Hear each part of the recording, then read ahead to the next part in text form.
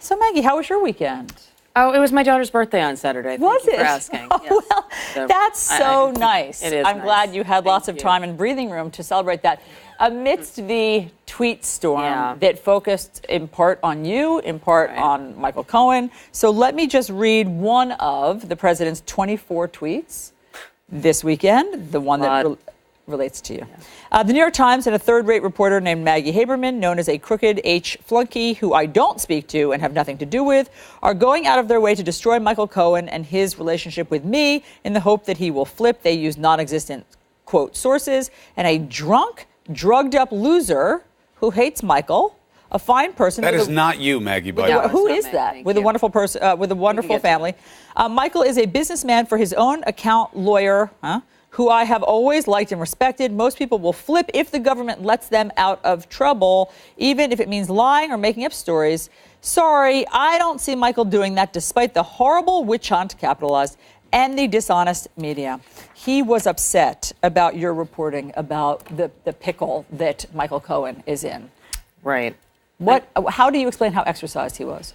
Well, I think that this is a topic, as we've discussed here over several mornings, is one that is hitting a nerve with him. I think that he and his lawyers are very anxious about the Southern District investigation into Michael Cohen. That is right now more of an imminent threat than the Robert Mueller special counsel probe is. The president, the story was really not about destroying their relationship. The president has destroyed their relationship pretty handily on his own over a very long period of time, and that is what the story was about, which is that he has been. He is abusive, according to almost everyone I speak to most people in his orbit, and family is not accepted from that. But he is particularly abusive to Cohen over the years. And then the question becomes, does that come back to haunt him? At this point, I do not believe that would be an only factor in Cohen's mind. Only Michael Cohen obviously knows what he is thinking of doing. Because he's been so loyal, despite the verbal abuse and despite the disrespect. He's been so loyal. So obviously that hasn't bothered him to that degree in the past. Well, or at least there wasn't sort of the presentation of his life or the president's life in front of him before. And that, I think, is what is going to, prosecutors are going to hand him. Right. And look, let's just be clear about what's going on. You know, Maggie, better than anybody. We're nowhere near the idea of Michael Cohen being presented with any kind of offer to have to do anything. Correct. We know there's an investigation. I still don't understand what the charges would be. Reading everything through, I don't even know what it is yet. So we're going to have to see what it is. No, but that doesn't mean it's a very good point. that the president is not preoccupied with this. That's why he'd go after you. Everybody knows his description of your relationship and who you are is silly. There are few reporters that he's given more access to. We know what he's saying isn't true, but it is a clear reflection of what's going on with him. Now, are we going to have this situation be once again where he's flooded the zone with so much BS that we don't look at each of it individually? Because this is a man who has pledged to take the opioid crisis real, to treat addiction in a way that no president has before. We know he has to be talking about Sam Nunberg, right? Nobody else fits the description of being anyone who would be connected in any way to any kind of problems with addiction except for him.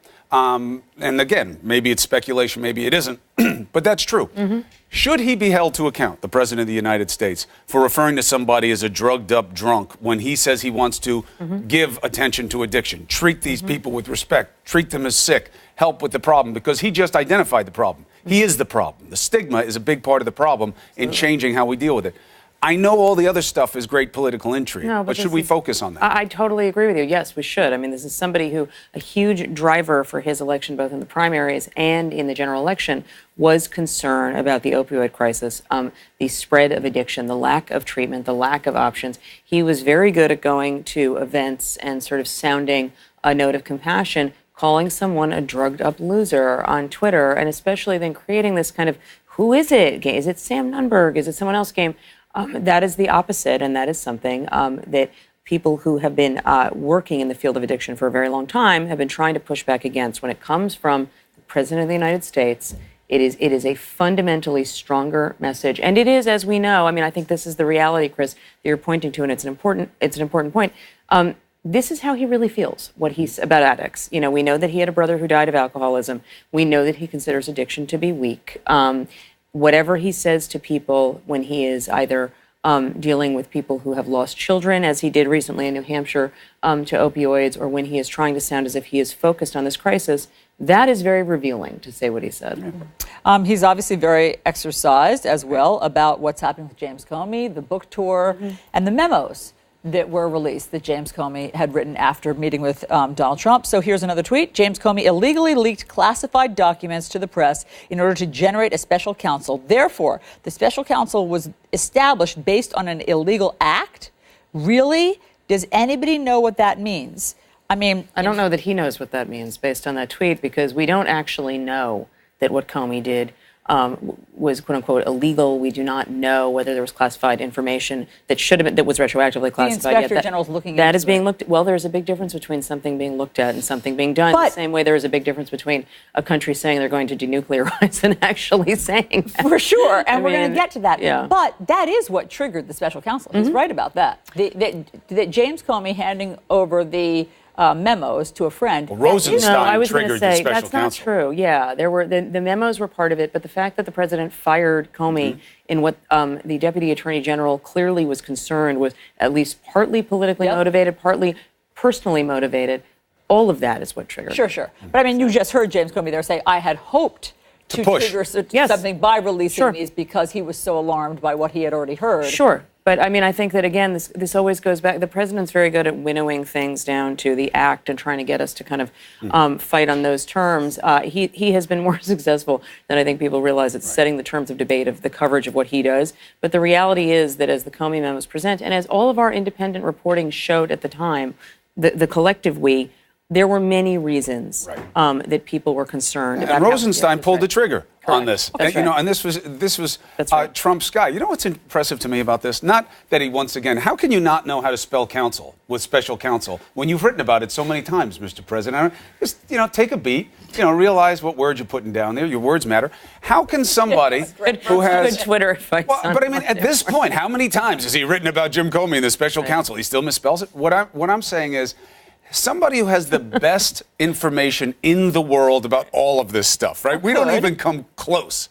He is always going off what he hears in the media about this. Right. Jim Comey says, I really wanted to give it a push, and he's kind of boosting himself anyway, right? It's part of his book tour. He knows that it was his firing, not what he did, but the president picks up on what the guy says as part of his book tour, and that's more important to him than all the information he could have about this investigation from the people doing it. He, as you both know, he comes to conclusions, and then he looks for information that can back that up. And so he's watching television, he's watching these interviews, he's watching Fox News, and he has decided that Comey is corrupt, and this is all wrong, and look, that's what points to it. And he's living the dream, away we this go. man. All the dreams that we've had are great to know for sure. He's always a phone call away from sure. Yes. And yet he goes on what he sees on Fox. Can't control that information that he's getting, from his actual government. It's much easier to try to control what people are seeing through your Twitter feed.